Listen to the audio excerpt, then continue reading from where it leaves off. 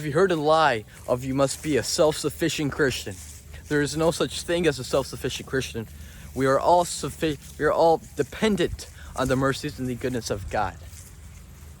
We always are, and we always will be. You don't choose to be dependent on God.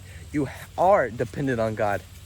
You do not have the strength, the power, the control to do what you want to do for his kingdom. No, God has the power and control, and he gives it to us to do things for his kingdom. It does not give us big muscles. That's not for us to flex. That's for God to flex us off. It's for God to use his power and control to do things in our lives, and so that we can glorify his kingdom, and so that his name would be magnified. God gives us the strength to do things for his kingdom, not to exalt our own name, not to exalt like the great and mighty believer. No, great and mighty God. Because I sometimes I get so caught up in the thinking just like everything God's done for me, and thinking I'm somehow like more righteous than somebody else. But no, we are all evenly filthy sinners, undeserving.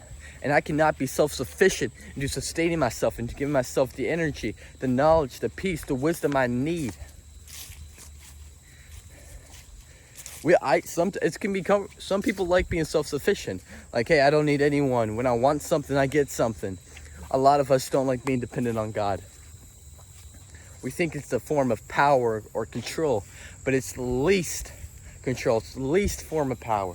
You have no control when you're self-sufficient. But when you're dependent on God, when you always will be dependent on God, but when you understand that, when that just like clicks in your mind, then things start changing. You start saying, hey, wow, I can't do all these things I was trying to do. It's almost like I can't fight off Satan according to my own strength. It's almost like I can't be brawling one-to-one with demons. We're flesh and bone. But God is almighty power.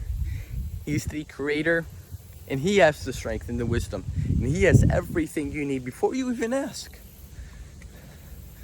So do not be afraid to go to God as your strength. God is your strength, your wisdom, your goodness. He's got you. And he wants you to know that he's got you. So give the control to God, the worry to God. Give everything you think you have to God. Because the only thing we have to do is put our trust in him. You'd be surprised what God can do with a believer who trusts and follows and obeys and submits to him. God bless and have a good day.